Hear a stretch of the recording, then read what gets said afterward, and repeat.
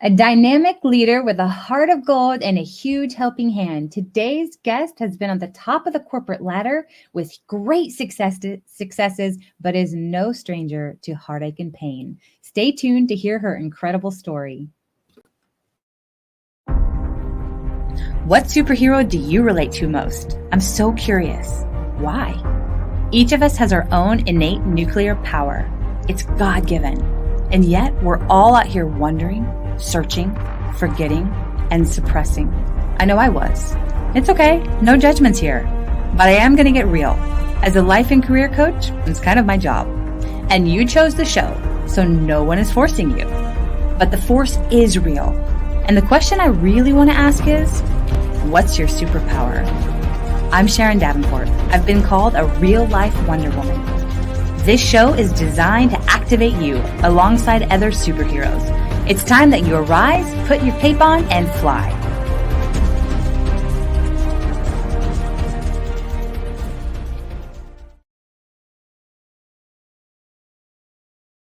From the boardroom to the beach, Laura Evans uses her experiences to serve, guide, and inspire others. As a career advisor, she helps get you praised, promoted, and paid. Laura loves helping burned out professionals step into leadership, leverage teamwork, and navigate office politics. Founder of Trust Your Gut Feelings, she serves individuals in their unique journey for mental wellness by optimizing the mind-gut connection through a holistic platform of life-changing products, programs, and community of people. In just 3 years, this business has grown to over $25 million a year revenue, serving nearly 330,000 families each month. Laura uses the profits of her business to support the Willow Field Foundation, which provides mental health therapy scholarships. Welcome, Laura. We're delighted to have you here with us today. Thank you, Sharon. It's an honor for me to be here. Thank you so much. Oh, absolutely. I just adore you. And I'm sure that our listeners and our friends listening will too. And so, the question that I love to ask our guests who come on here is, who is your favorite superhero and why? Well, I grew up watching Wonder Woman and Batman. So I really sort of feel like my favorite superhero is a combination between the two. Oh. I loved all the animation of the pow pow in the Batman series. If any of you guys are in my age group or remember growing up watching that. And I just loved the empowerment of Wonder Woman that I felt like, it wasn't just a man that could be a superhero, that a woman could be a superhero too. So that would have to be my answer. I love it. I love the combination of them as well. And it's kind of funny. I, of course, love Wonder Woman. My husband is a huge Batman fan. So it's fun that you put them together. And yeah, it's like pow, kapow, all the fun. Bam, wham, all of those. So fun. So what would you say is your unique superpower and how do you use it in your day to day? Well, my unique superpower, I would say, is clearing a path. And whether it is clearing a path on the journey that we had as a family, or whether is clearing a path as I help people in their career and help develop businesses, or help somebody solve maybe some health issues that they're having, I just love to clear a path. And I also find, and people tell me that I'm able to appear and remain calm in a storm. And that helps them feel more calm and more confident. Sometimes on the inside, I don't always feel calm, but people tell me that. And so I believe that people around you really know you well and can sometimes speak life or speak things over you that you're not aware of yourself. So people tell me that. I would have to agree with them just in getting to know you. And, you and I have gotten to talk on some deep levels about some different things. And it has been an honor and a joy to have those conversations. And you have this calmness about you that translates to those that you're connecting with. And so I would have to definitely agree with people who say that too. That's definitely a superpower of yours. So I love it. Thank you. So I would love for our friends listening to be able to get to know you a little bit more, to be able to hear some of your story, because it is a powerful and dynamic personal story. And if you don't mind sharing about your personal story and about how you came to be connected with the Willow Field Foundation. Sure. So, as you mentioned in the intro, my background is being an executive. I was executive for some very major brands and even president for billion-dollar brands. So, I have to say that my career was a priority for me. And I felt like that was the way it was supposed to be because I was providing for our family through my Right. career. And I got to a place in life where I just felt really strongly convicted Mm, that I was out of balance in my priorities. And my children were growing up so fast. I'm a blessed mom of 4 children. And I just saw these milestones in their life flying by that I mm, was missing and missing and missing. And so I listened to that conviction of that I needed better balance. And I took a step in obedience to that of walking away from my career in a prime time of my career. wow. But I just trusted and believed, and I'm very faith based, and I trusted and Mhm. believed that God had a better, bigger plan for me, and I Absolutely. was just going to follow. And I knew my family was something that He had given to me, and that that was absolutely a priority and should be a priority in my life. Yeah. So why I set that up is because within a year and a half of me walking away from my corporate position and being available more as a parent, building a business independently at home, one of Mhm. our teenage daughters attempted suicide, Mm, and that hurts, and her hurt mm, a lot, and not being able to figure out how to resolve it, and then thrown into what do we do, how do we help her, who do we go to, where do we mhm. go to. And we went through this journey as a family, and thankfully I will shortcut it real quickly to say this daughter's doing super well. She is at a university, she's studying to be a plant biologist, and Oh, she is doing really, really well. But it was her journey of healing around having been sexually abused and trafficked. And that's mm, right. We lived in a normal neighborhood, and these things happen in normal neighborhoods. This is wow. not just something that somebody's kidnapped, or what you may see. It happens normally. She never spent the night away from us. She was not with someone that had any kind of abuse record or was on any kind of a list. He was Mm, the most popular dad in the neighborhood. It was mm, her best friend's dad, and he used all of the children in inappropriate content creation and also abuse. So, so this journey for her, finding a mental health therapist that she connected with, was such a critical piece of the journey. And in fact, several times, I mean, we went through 6 different therapists, and several wow. times she wanted to walk away and say, no, I don't fit this one. I don't like this one. I don't feel comfortable telling my stuff to this one, or they don't get me. Mm, I don't need it. I don't want it. And I was very clear on, no, you do need someone you can talk to. And maybe it's not that person, but we're going to find the person for you. And that's my encouragement to parents in general, is find the right person that your child can connect with if your child needs therapy and someone to talk to. yeah. So we sat down, we picked out someone, and long story short, they created a great relationship. And my daughter's story of what she had been through, and she did prosecute her abusers. Every survivor's journey is different. Her choice Wow. was to prosecute in order to save other children that were at home. So she Incredible. prosecuted her abusers, and we did see justice in our proceedings. Mm, But she inspired this therapist to create a foundation that would provide mental health therapy scholarships for other especially abused children who didn't have access, because right. out of all the children that were abused in this situation, many of them did not have parents that could afford to go to whatever therapist they need, or that could encourage them to go seek therapy. And so my daughter was super grateful for what she had available, Right. and wanted to pay it forward. And that's what the Willowfield Foundation is. So that's what led us to it.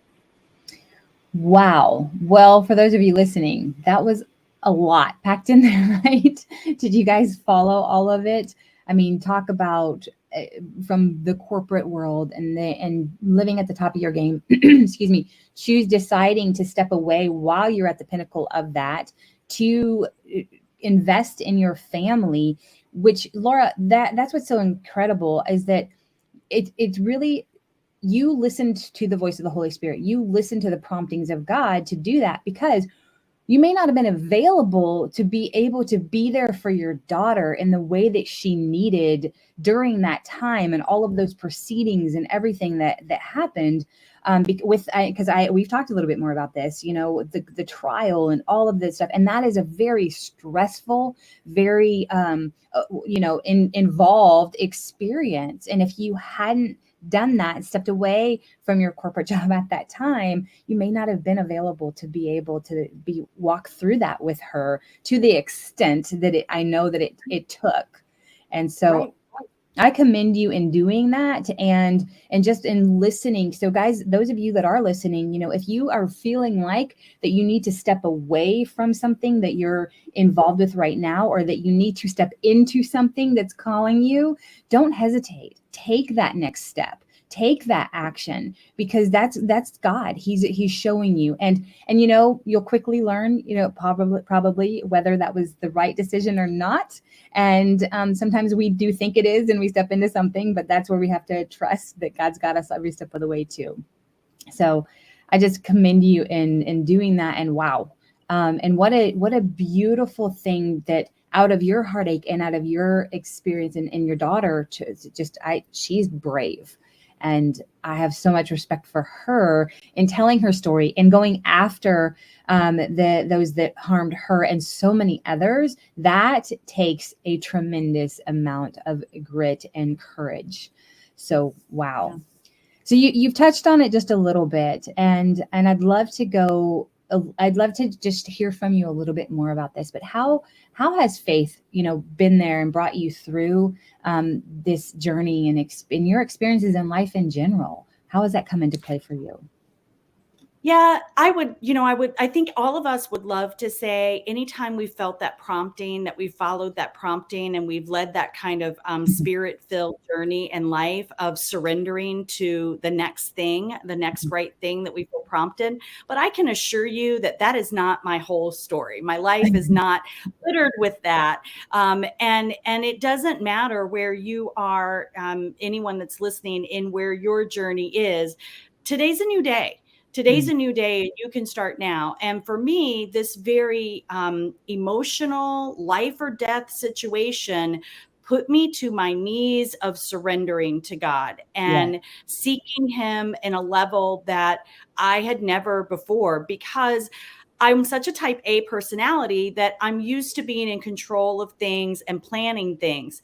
And these circumstances around my daughter's mental health as a PTSD survivor, and suicidal ideation, and then the choice to prosecute and everything we went through in the 3 years for justice, that was all out of my control. I could not do anything.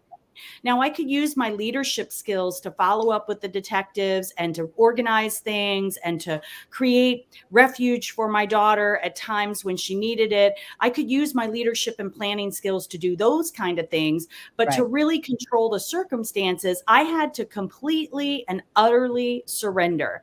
And I'm glad I learned that lesson, because it's such a better way to live life. To know that God goes before you, and that he already knows what's going to happen. And if you're willing to surrender the circumstances that are out of your control. Now, things that are in our control is that we show up on time to a meeting, or that we work and earn money so that we can feed our family. I mean, there are things that are within our control, but to let the things that are not within your control, surrender those to him, was such an important lesson for me.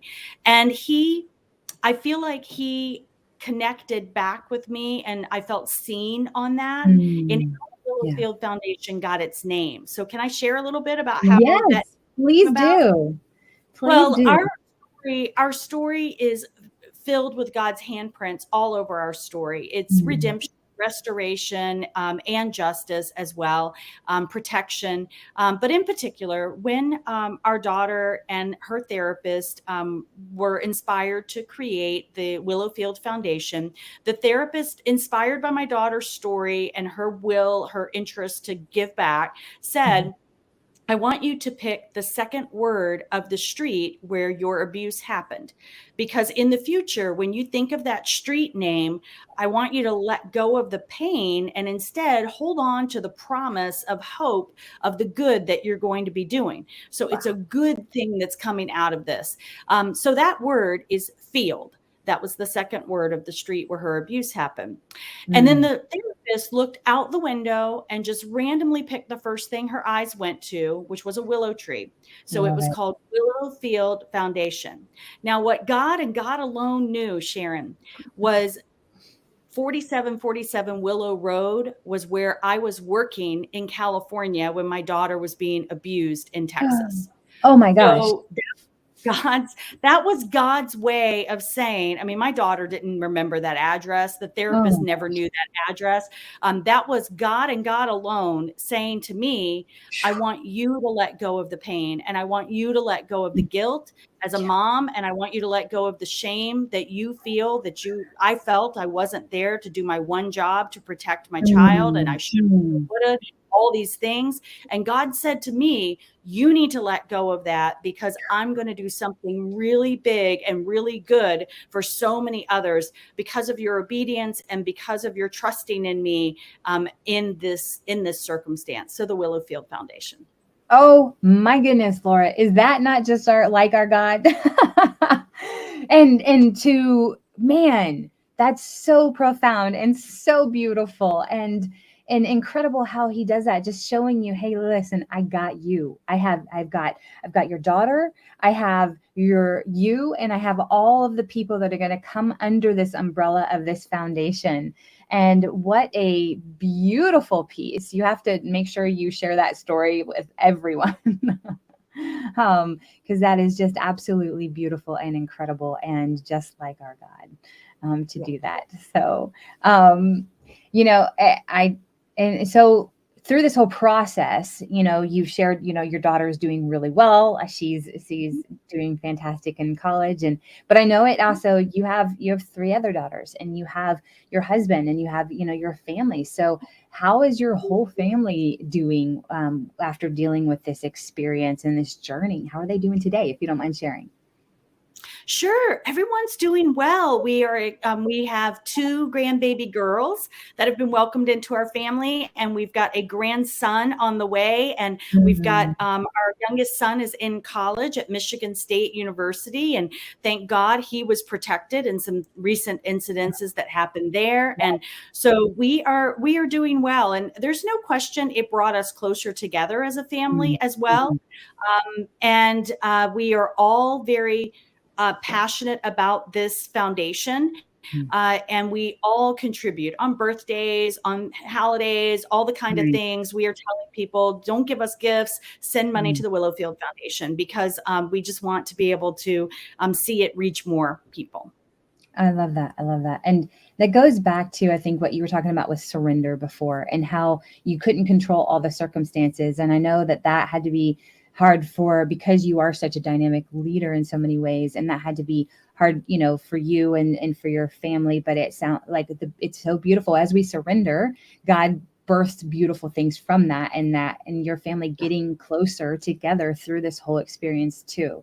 So there's, and I love how you're choosing to see the gifts and the joys, excuse me, from the tragedy and the experience that you guys have overcome. So, so precious and so beautiful.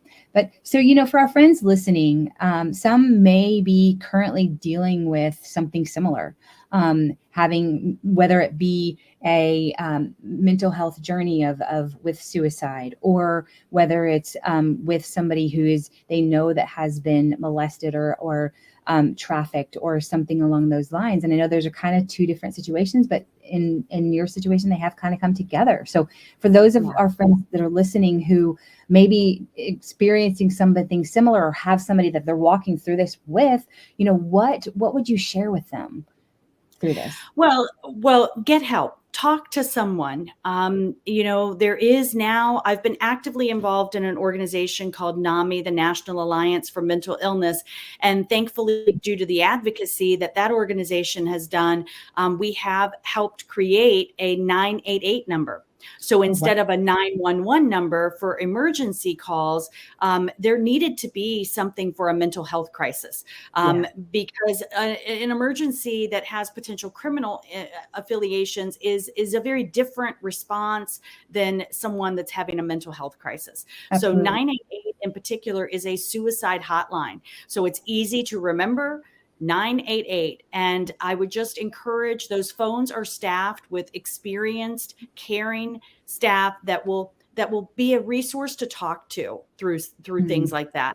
There are also hotlines for abuse, and I also speak on ending the silence to high schools about suicide prevention. And one of the things that I encourage the high schoolers to do is, they usually know, your friend has usually said something to you or indicated something to you. And in our particular story, but for the grace of God, that one of our daughter's friends came and alerted us before our daughter was able to proceed with her plans. And so we were able to intervene in her suicide attempt that day, because her friend was willing to sacrifice their relationship to alert us.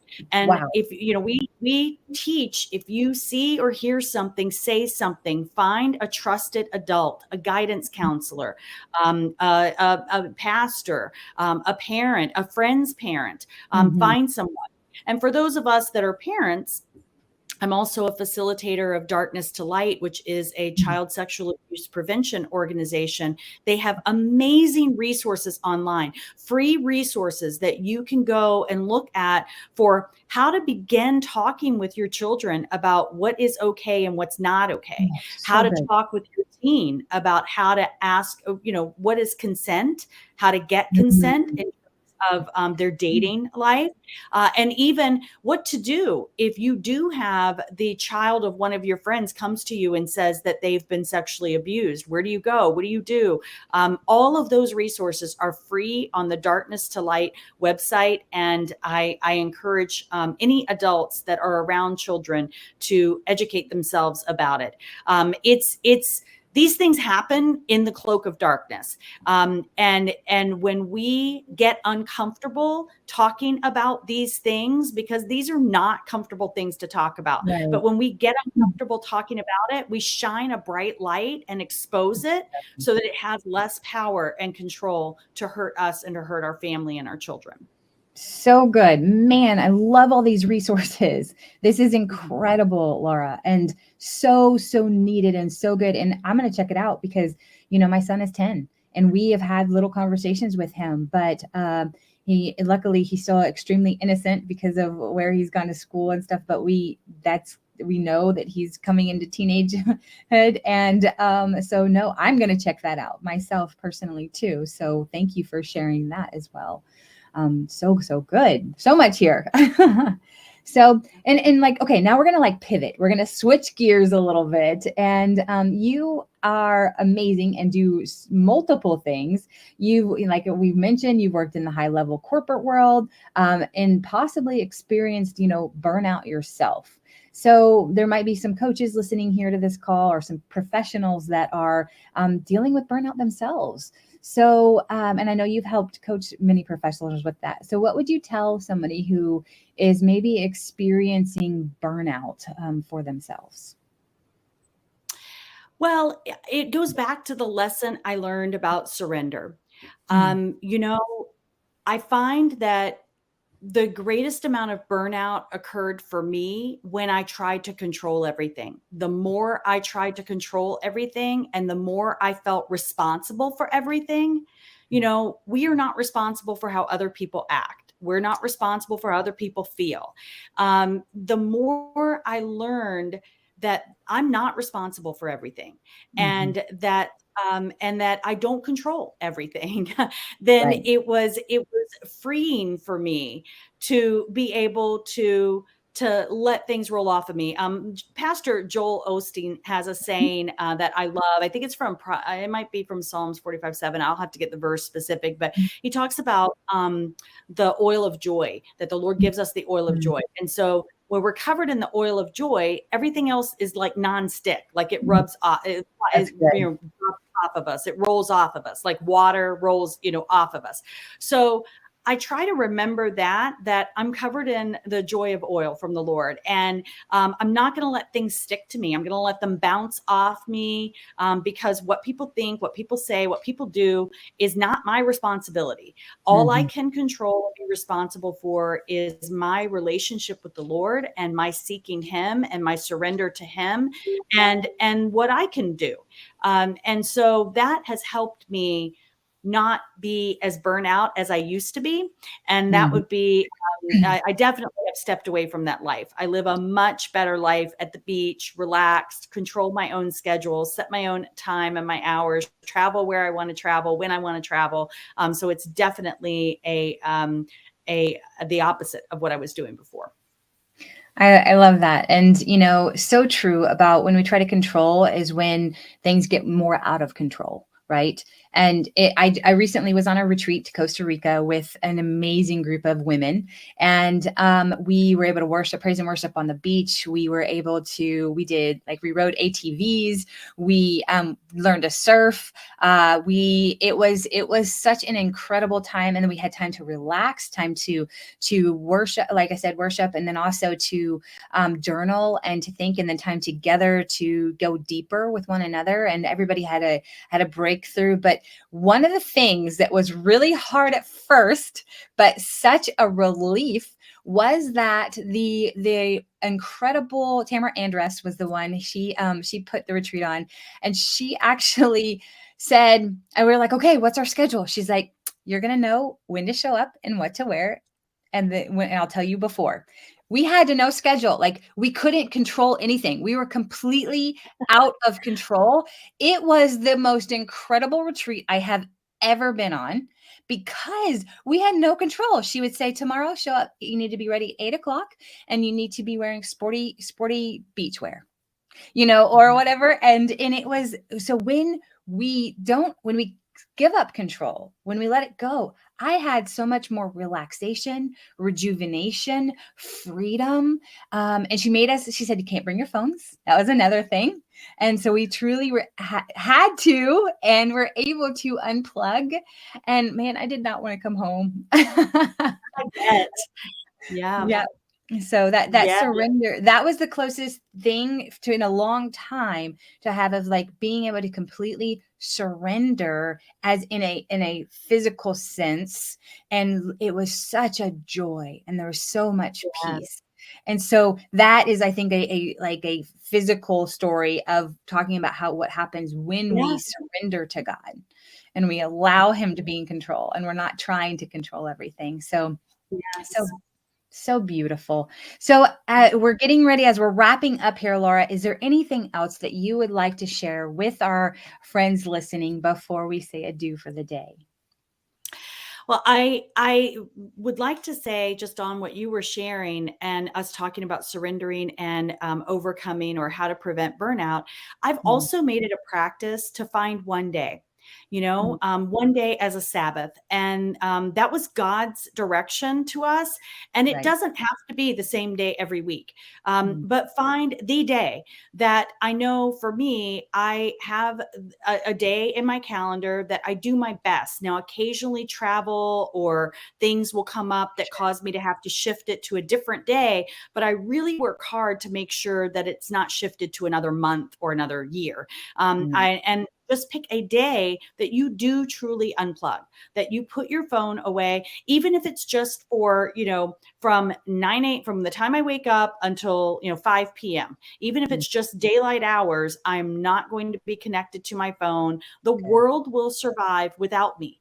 And that's what's so freeing about it, is when we're constantly connected, we feel like the weight of the world is on our shoulders. And I would just encourage you, there's only one you. You're irreplaceably you, and you're called here for a purpose and for a reason.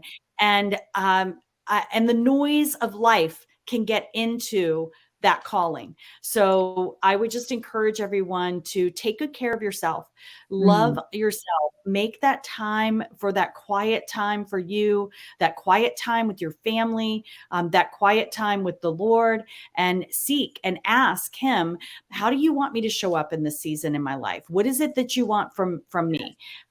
And he will reveal that to you. Oh, so good. And just to piggyback on what you're saying there, actually it was last night. I was actually heard a friend talking about how doing a dopamine detox, because our phones actually, when we're checking it constantly, and we have certain apps, it has been scientifically proven that there are certain apps that are created to be addictive, but then also the likes and all of that stuff. And he was talking about like doing a dopamine detox of putting your phone and trying away and trying not to look at it. Sometimes it might be only half an hour, but then try to stretch that to an hour, then trying to do that for a couple hours and see how long you can go without a screen, the computer or the phone, and see how much more time is extended, and do that dopamine detox. And like you're saying, that one day, maybe that be your day to do a dopamine detox. It says he was talking about how it's proven you're more productive. You actually are less stressed. There's so much to that with doing a dopamine detox, and exactly what you're saying. So that's incredible. And, we were out of power here for 35 hours recently with some storms that came through. I felt like the days lasted forever because I still had my phone, but I really actually took that time just coming back from Costa Rica to not go to my phone and not to do that. And it was so refreshing. I had more conversations with family members. The neighbors were out talking. We connected. It was this incredible thing. And I was like, and we had, the weather was okay outside. It got a little chilly. We did a fire, but it was a beautiful thing. So exactly what you're saying, it's priceless to take those moments and remember what it's like to slow down and to unplug and detox a little bit. So, so good. Thank you so much, Laura. I love your passion. I love your wisdom. Thank you for sharing it with all of us. And guys, you can support the Willowfield Foundation by visiting their website, thewillowfieldfoundation.org. And also remember the number 988 if you have somebody with mental health issues or that is struggling there.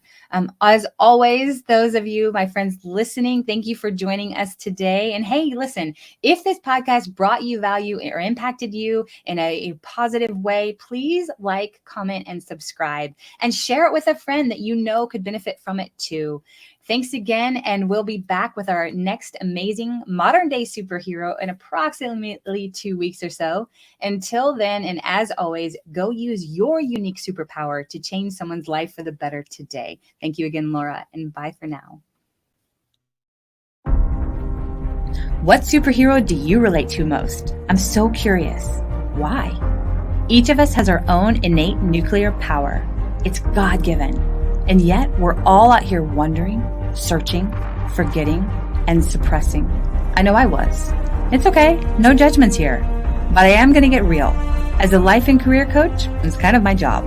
And you chose the show, so no one is forcing you. But the force is real. And the question I really want to ask is, what's your superpower? I'm Sharon Davenport. I've been called a real-life Wonder Woman. This show is designed to activate you alongside other superheroes. It's time that you arise, put your cape on, and fly.